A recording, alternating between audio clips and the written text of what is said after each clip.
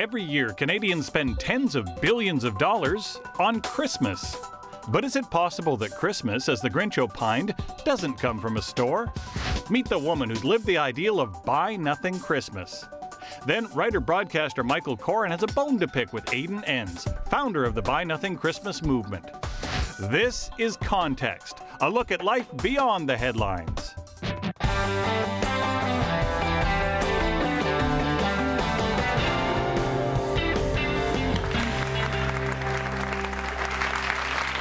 Well, could we handle a Christmas spending revolution? We're going to meet some great guests to help us think on that, but let's begin with Christy Woodstra, who spent 1 year committing to buying everything used, nothing new, and that included the Christmas season and a move to a new home.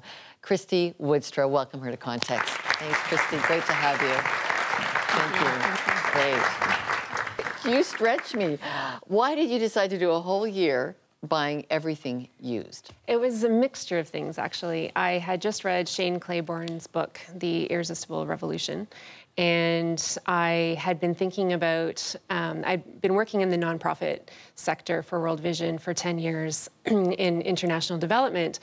And so when I read his book, it made me start to think about consumerism and how I lived in Canada, and after traveling overseas and seeing how other people live, it feels like there had to be something more. And some of my friends had actually done it. They had bought nothing new for a year. One of them had a baby, and I thought, if someone with a newborn can do it for a year, I could do it. And so that was kind of what happened.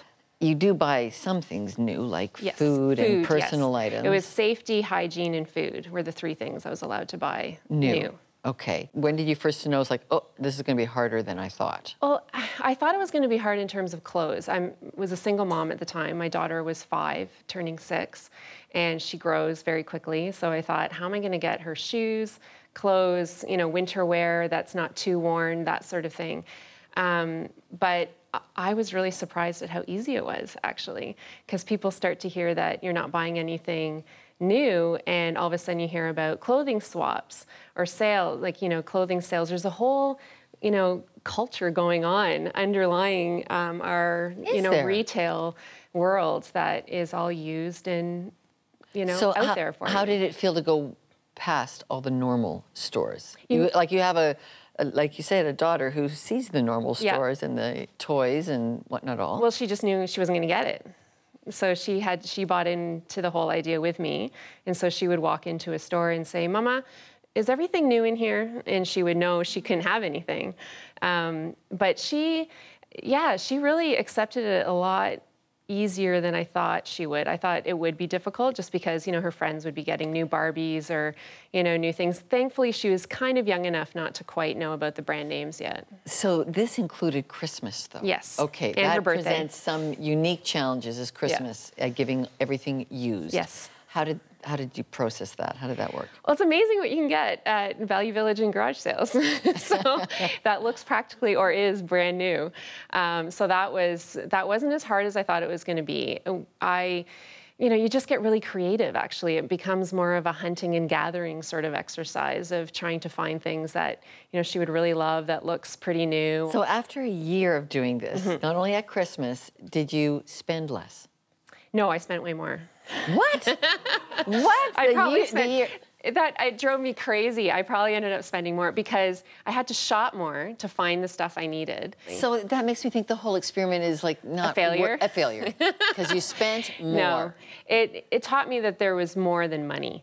And it actually made some huge life changes for me because I was very focused on, I had to provide for my daughter, I had to make a certain amount of money, I had to provide a certain type of home.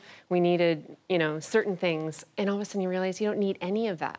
You really don't need any of that. We've been talking with the studio audience about alternatives to Yes. Christmas. We got a neat story here on Christmas giving. This year, we're actually doing something very different. Usually we give gifts, but our family has decided to share an experience instead of giving gifts. And so we've bought tickets to the Nutcracker Ballet here in Toronto. Oh, isn't that great? Yes. Yeah, so totally first time you're no presents under the tree. Yep. Wow. Christy, since ending your experiment, did you switch right back in then to buying everything new? No. You've kept this used thing Often, in moderation? yeah, it's definitely in moderation. A highlight of our week, my daughter and I will still go to a secondhand store and she gets a new book. That's exciting for her. It's a cheap outing for me, 99 cents. But I think I didn't buy anything new for about 3 months, even after January 1st. And this was also a spiritual journey for you. You describe yourself as a recovering Christian. And No. Recovering evangelical. Okay, and so what did that do for your recovering of your traditional faith? I don't want to insult anyone. But the whole idea of prosperity by faith was, very predominant in a lot of the evangelical churches at the time. I really struggled with that when I had traveled to countries that were 98% Christian and had an extremely high poverty rate. And I really had hard time wrestling with the fact that they probably had more faith than I would ever have, and they had far less than I would ever experience. And so for me, it was a journey of faith in that I realized I didn't need everything that society told me I needed. When I walked down the street, every single place I walked by did not apply to me. I couldn't go in. And you start realizing that society is really built around acquiring and needing more things and filling, whatever we need in our lives with those things. And for me, God was teaching me that I didn't need any of those things. Be defined by what you own. Thank you, Christy Woodstraw. Thanks. Very great. Okay, well, times have changed quite a bit in the last 2,000 years of consuming. Christmas has gone from a modest church holiday to a major economic enterprise. A recent survey by the Bank of Montreal reports that Canadians will spend $1,610 on average for the 2012 Christmas shopping season, and that's up 15% from last year. Our Mike Tennant has some background on that. While churches struggle to fill pews, Canada's faith in Christmas grows stronger every year. And with tens of billions of dollars flying through the air like so many snowflakes, retailers are not the only benefactors. Neither, for that matter, is Canada's $1.8 billion toy industry. Other sectors, from travel, wine, beer, and spirits, to hospitality and charities, are heavily dependent on the Christmas-related revenue spike.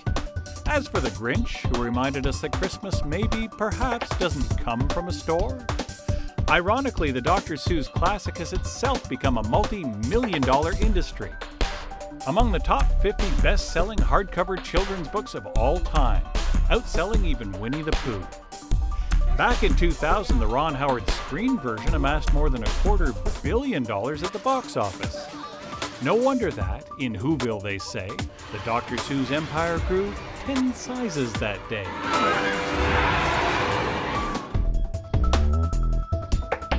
Well, in a moment, we'll be coming up to Buy Nothing Christmas with Aiden Enns.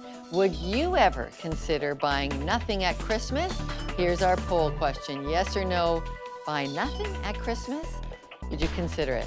To join the conversation, send your answers by phone, email, Facebook, or Twitter, and our studio audience is taking a live vote right now. We'll have those results in a moment. Coming up, fighting the war on Christmas and buying nothing, author and TV host Michael Koren and Aiden Enns, founder of the Buy Nothing Christmas organization, join us next.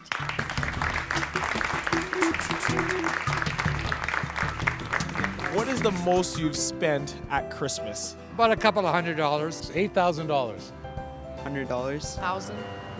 And what is the craziest gift you've ever purchased for someone? Oh my God, the craziest gift? Boxer shorts? I don't know if I want to get into that on camera. I went out on a limb last year and bought my husband a haircut. Video game. Oh man. I really can't think of anything right now.